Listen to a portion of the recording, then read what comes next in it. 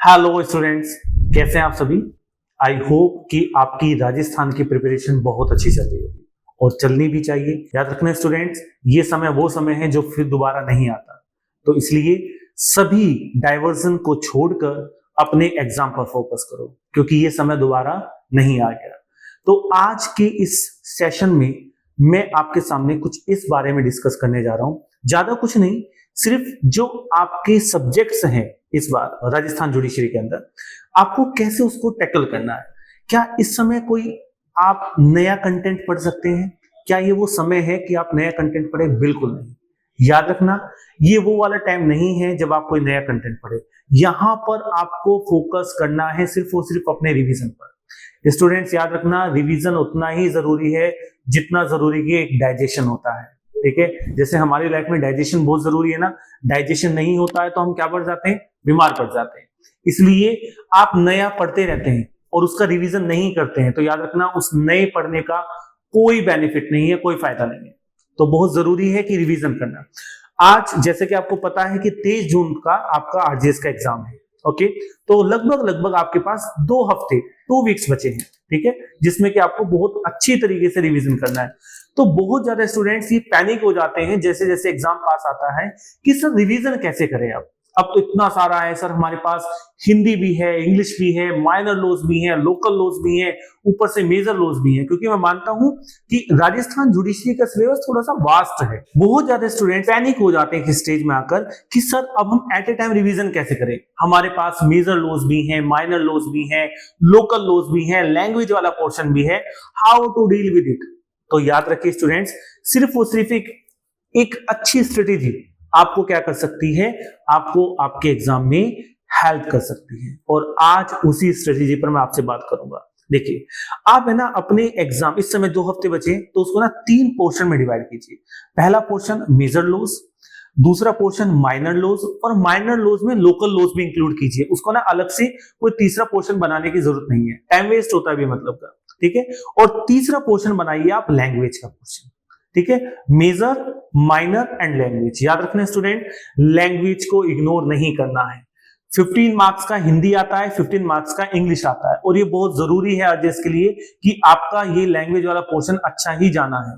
क्योंकि ये क्या करते हैं, ये आपको बहुत ज्यादा पॉसिबिलिटी होती है कि आपका मेरिट में लेकर आते हैं ये 30 नंबर, तो इनको इग्नोर नहीं करना है। तो बात आती है कि सर इतना सारा सब्जेक्ट है लो का, उसको कैसे डील करें। आज ना एक बार सब्जेक्ट टू सब्जेक्ट इस बारे में बात कर लेते हैं। सबसे पहले ना मेजर लो पर आते हैं। अपने दिन का जितना भी समय आप पढ़ रहे हैं, 10 घंटे पढ़ रहे हैं, 12 घंटे पढ़ रहे हैं, 13 घंटे पढ़ रहे हैं, वो आपके ऊपर है। आप लगभग अपना 60%, मोर देन 50% अप्रोक्स 60% आप अपने मेजर लॉज में टाइम दीजिए। ठीक है, 20% आप अपने माइनर लॉज को दीजिए और 20% आप टाइम दीजिए अपनी लैंग्वेज को डेली। ठीक है, जब आप बात आती है 60% यानी कि मेजर लॉज की, तो वहां पर आपके सामने कॉन्स्टिट्यूशन है, सीआरपीसी है, सीपीसी है, एविडेंस है, टीपीए है, कॉन्ट्रैक्ट है। ठीक है, तो आप इसको कैसे डील करेंगे?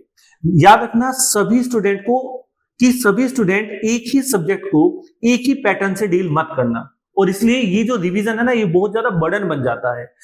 अब एक एग्जांपल लेते हैं, जैसे कि इंडियन एविडेंस एक्ट है।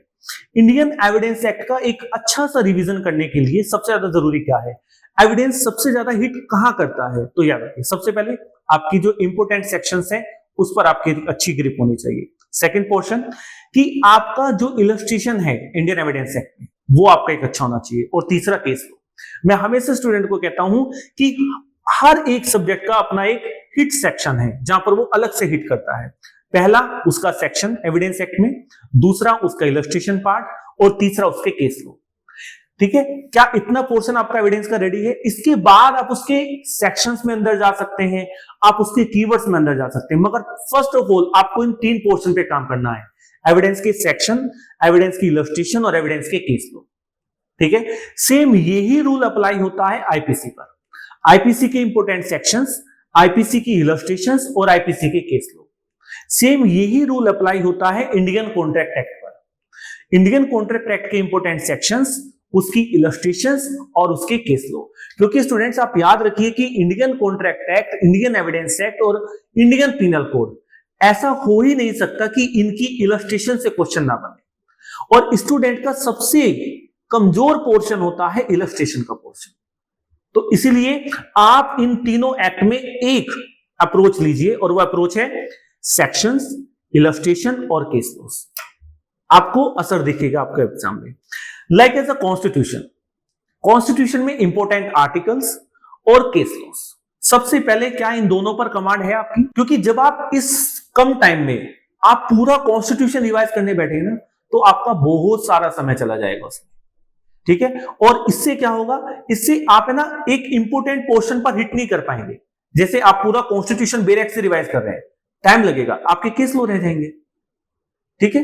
केस लॉ ज्यादा जल्दी रिवाइज हो सकते हैं comparatively to the all barrack, ठीक है।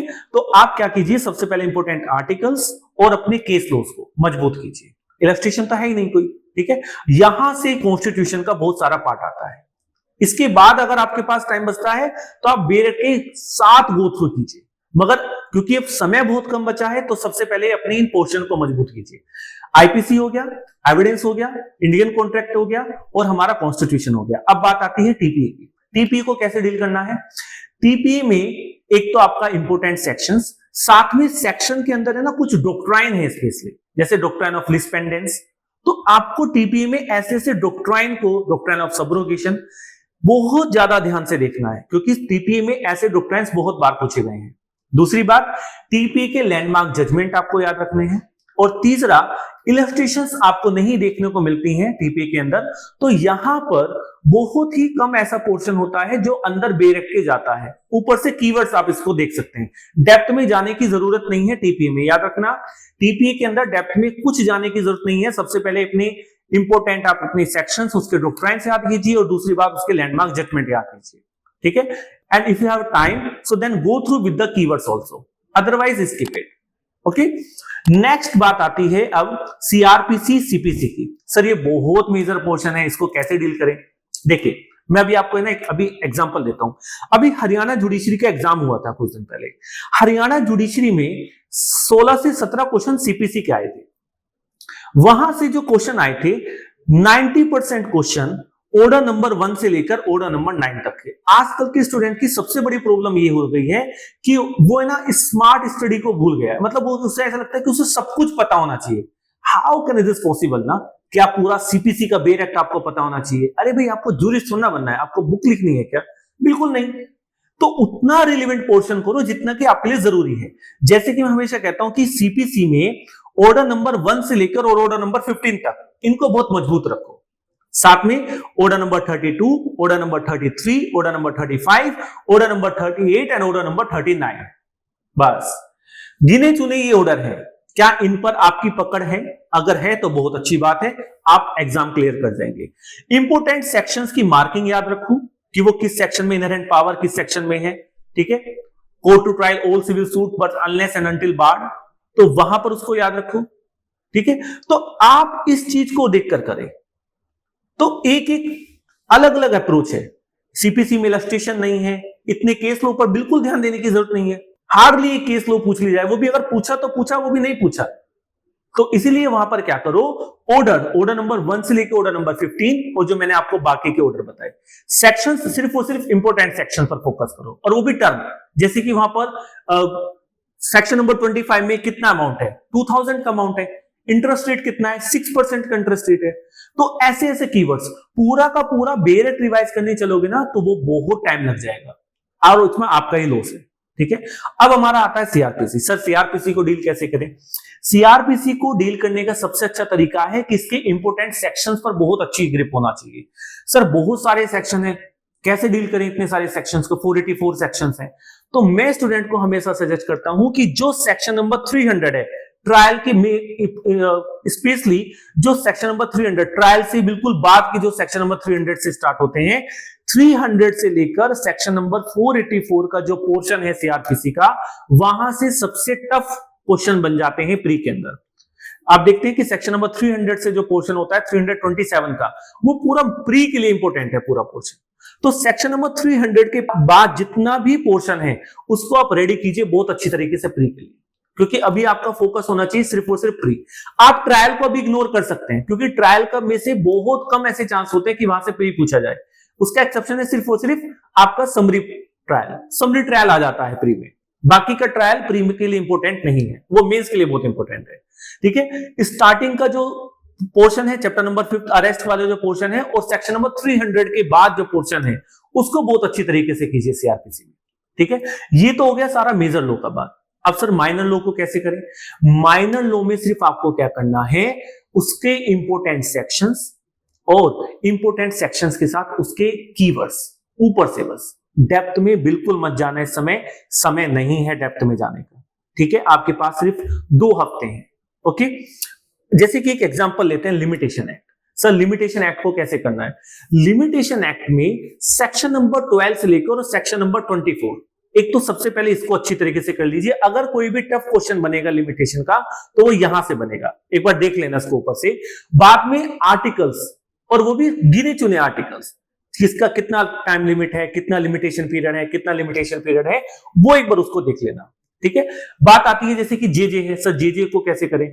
चैप्टर नंबर 3 और चैप्टर नंबर 4 इस दो पर अच्छी तरह पकड़ बनाओ, यानी कि जुवेनाइल जस्टिस बोर्ड और उसका प्रोसीजर, और बाद में उससे रिलेटेड जो ऑफेंस है, offence relating to the child, इतना पोर्शन कर लो जेजे में। यहां से आपका जेजे मोस्टली 90% जेजे कवर हो जाता है। 100% करने की मत सोचना, 100% करने की सोचोगे तो लॉस में जाओगे। आपको अब वो वाली अप्रोच अपनानी है कि मेरे पास समय कम है और समय कम रहते हुए मुझे कहां पर ज्यादा हिट करना है, कहां पर मैं ज्यादा अपने नंबर गेन कर सकता हूं। ओके स्टूडेंट्स, जैसे कि प्रोबेशन ऑफ ऑफेंडर्स एक्ट है, आप उसमें section number 3, section number 4, 5, 6, 7 starting के कुछ सेक्शंस देख लीजिए। ठीक है, बहुत इंपॉर्टेंट सेक्शंस है प्रोबेशन के। तो एक अगर आप इस स्ट्रेटेजी के साथ चलेंगे कि सिर्फ और सिर्फ मुझे माइनर लॉज में इंपॉर्टेंट सेक्शंस को हिट करना है, बस बात खत्म। कभी कभी है ना, आपको अप्रोच बिल्कुल ऐसे रखनी पड़ती है कि आपको अपना डाइवर्जन करना ही नहीं है। बात आती है लैंग्वेज की, तो याद रखना स्टूडेंट, हो सके तो दिन में 1 से 1.5 घंटा और हद से 2 घंटे आप अपनी लैंग्वेज को जरूर दीजिए। मैं फिर कह रहा हूं कि लैंग्वेज एक डिसाइडिंग फैक्टर होता है आरजीएस के अंदर, हिंदी ग्रामर और इंग्लिश ग्रामर। ठीक है, तो अगर आपने इसको बिल्कुल भी लाइटली लिया ना तो ये आपके लिए बहुत बड़ा लॉस करेगा। ओके, तो ज्यादा अपनी मेजर पोर्शन को टाइम दीजिए। 60%, 20% आपका माइनर लो, उसमें आपका लोकल लो भी इंक्लूड है, और 20% अपना लैंग्वेज को। मैं देख रहा हूं स्टूडेंट क्या कर रहे हैं, मेजर लो पढ़ रहे हैं, लोकल माइनर लो पढ़ रहे हैं, और उसके साथ फिर अलग से टाइम दे रहे हैं लोकल लो को। अलग से टाइम नहीं देना, उसमें उसको है ना माइनर लॉज में लेकर आओ। अलग से टाइम देना है तो लैंग्वेज वाले पोर्शन को दो। लैंग्वेज वाला पोर्शन डिसाइडिंग पोर्शन है। ओके स्टूडेंट्स, तो आई होप कि आपको इस वीडियो से बहुत हेल्प मिलेगा। ठीक है, all the best for your exam. मेरी शुभकामनाएं आप सभी के साथ है।